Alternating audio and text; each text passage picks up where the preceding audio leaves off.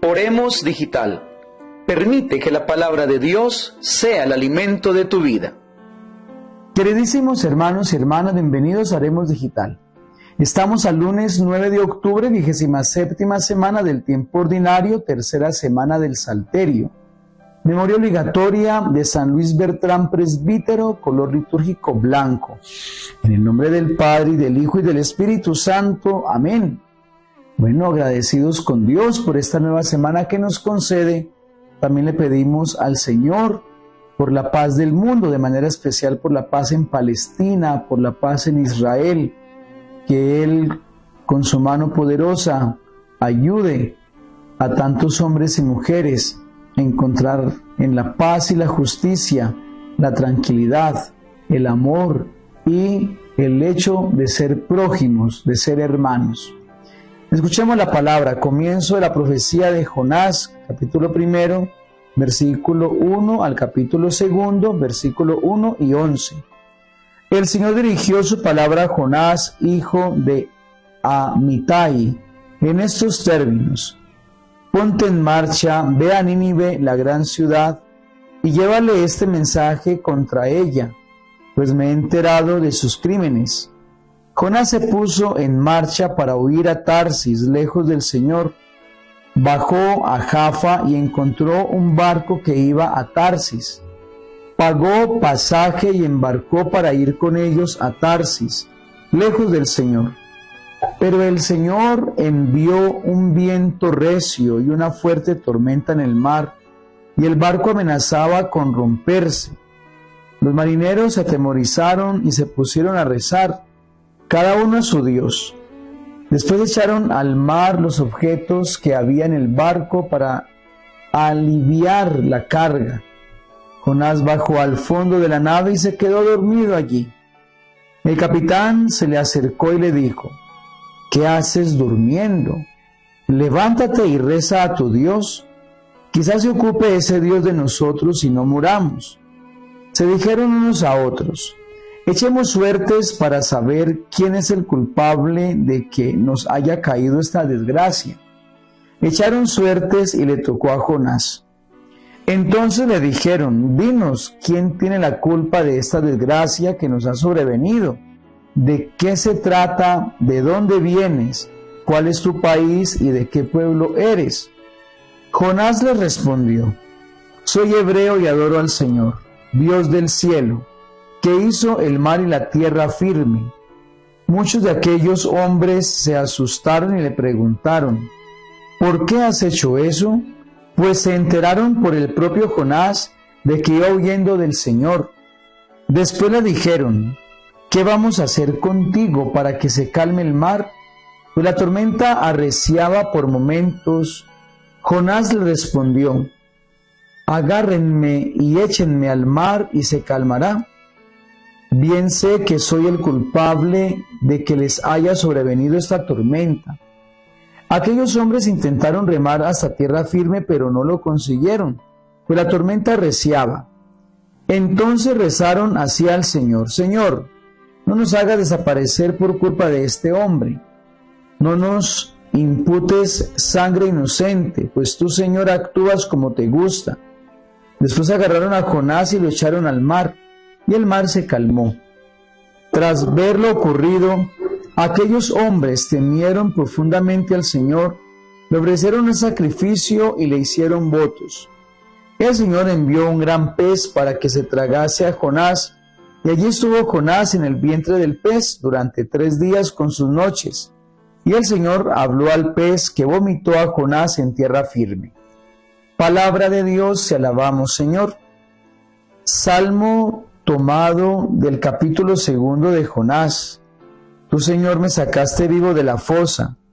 Invoqué al Señor en mi desgracia y me escuchó desde lo hondo del abismo. Pedí auxilio y escuchaste mi llamada. Me arrojaste a las profundidades de alta mar. Las corrientes me rodeaban, todas tus olas y oleajes se echaron sobre mí. Me dije: expulsado de tu presencia, ¿cuándo volveré a contemplar tu santa morada? Cuando ya desfallecía mi ánimo, me acordé del Señor y mi oración llegó hasta ti. hasta tu santa morada. Lectura del Santo Evangelio según San Lucas, capítulo 10, versículos del 25 al 37. En aquel tiempo se levantó un maestro de la ley y preguntó a Jesús para ponerlo a prueba: Maestro, ¿qué tengo que hacer para heredar la vida eterna? Él le dijo: ¿Qué está escrito en la ley? ¿Qué lees en ella? Él respondió: Amarás al Señor tu Dios con todo tu corazón y con toda tu alma y con toda tu fuerza y con toda tu mente, y al prójimo como a ti mismo. Él le dijo: Has respondido correctamente, haz esto y tendrás vida eterna. Pero el maestro de la ley, queriendo justificarse, dijo a Jesús: ¿Y quién es mi prójimo? Respondió Jesús diciendo: Un hombre bajaba de Jerusalén a Jericó, cayó en manos de unos bandidos que lo desnudaron, lo molieron a palos y se marcharon dejándolo medio muerto. Por casualidad un sacerdote bajaba por aquel camino y al verlo dio un rodeo y pasó de largo. Y lo mismo hizo un levita que llegó a aquel sitio, al verlo dio un rodeo y pasó de largo. Pero un samaritano que iba de viaje llegó a donde estaba él, y al verlo se compadeció y acercándose le vendó las heridas, echándoles aceite y vino y montándolo en su propia cabalgadura. Lo llevó a una posada y lo cuidó. Al día siguiente, sacando 2 denarios, se los dio al posadero y le dijo: Cuida de él, y lo que gastes de más yo te lo pagaré cuando vuelva. ¿Cuál de estos 3 te parece que ha sido prójimo del que cayó en manos de los bandidos? Él dijo: El que practicó la misericordia con él. Jesús le dijo: Anda y haz tú lo mismo. Palabra del Señor, gloria a ti, Señor Jesús. Bueno, mis queridos hermanos y hermanas, comienza la profecía de Jonás, una historia muy bonita y de grandes enseñanzas para nuestra vida. Digamos de esta primera lectura 3 cosas. La primera, el llamado que Dios hace a Jonás: ponte en marcha, ve a Nínive y anuncia. Este llamado también lo hemos recibido todos nosotros. Ponte en marcha. El Señor no nos quiere quietos, el Señor nos quiere en marcha, haciendo. Pero llama la atención porque el llamado tiene que ver con la ciudad. Esto significa que todo llamado está involucrado con los demás, con el resto del mundo. ¿Y de qué manera se involucran nosotros? Sencillo: con cada respuesta favorable que yo dé a Dios, pues entonces Él obrará en otros para bien.